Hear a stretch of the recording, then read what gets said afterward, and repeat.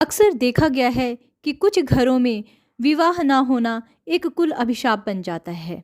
दो बेटों में से एक का विवाह हो जाता है, लेकिन एक बेटा अनमैरिड रह जाता है। फिर आगे विवाहित बेटे के आगे दो बेटों में से एक का विवाह नहीं हो पाता और इस तरह से ये परंपरा एक अभिशाप के रूप में चलती रहती है। इसी प्रकार से लड़कियों के केस में भी देखा गया है कि बुआ अनमैरिड रह गई, आगे भतीजी ने भी शादी नहीं की, उसके आगे भी ये, तो यानी कि पुश्त दर पुश्त ये एक ऐसा अभिशाप चल पड़ता है, पितृदोष के कारण तो कभी कभी वास्तु दोष के कारण। जब तक लड़का या लड़की उस घर में रहते हैं तब तक उनका विवाह ही नहीं हो पाता, और जब कभी वो बाहर चले जाते हैं तो अचानक वो विवाह करके भी आ जाते हैं। तब पता चलता है कि ये घर में ही कुछ खराबी है। हर समय घर तोड़ना और जोड़ना, उसे बनाना पॉसिबल नहीं होता। तो बहुत सारे ऐसे ज्योतिषीय उपाय हैं, ऐसे वास्तु के उपाय हैं जिन्हें करने से आप इस वास्तु दोष से मुक्ति पा सकते हैं। विदेशों में तो इस फूल का नाम ही शादी कराने वाला फूल माना जाता है।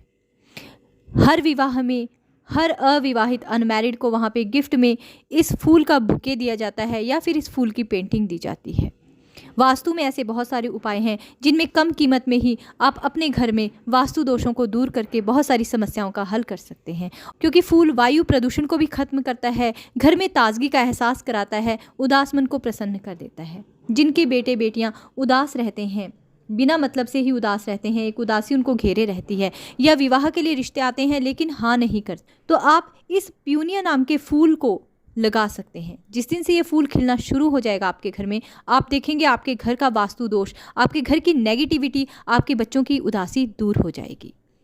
इस फूल को आप पेंटिंग के रूप में अपनी बेटी के कमरे में भी लगा सकते हैं। बेटी के कमरे की दक्षिण पश्चिम दीवार पर इस पेंटिंग को लगाएं और घर में जहां बेटी का दक्षिण पश्चिम वाला हिस्सा है रूम का, वहां पे इस फूल का आप एक गुच्छ यानी कि एक फूल का वास भी लगा सकते हैं। दक्षिण पश्चिम में इस फूल को अपनी बेटी के कमरे में डेकोरेट कर सकते हैं। रोज आप एक ताज़ा नया फूल लगा सकते हैं। अगर आप घर की खुशहाली के लिए लगाना चाहते हैं तो घर के मुख्य दरवाजे के राइट साइड पे इस फूल को लगाएं।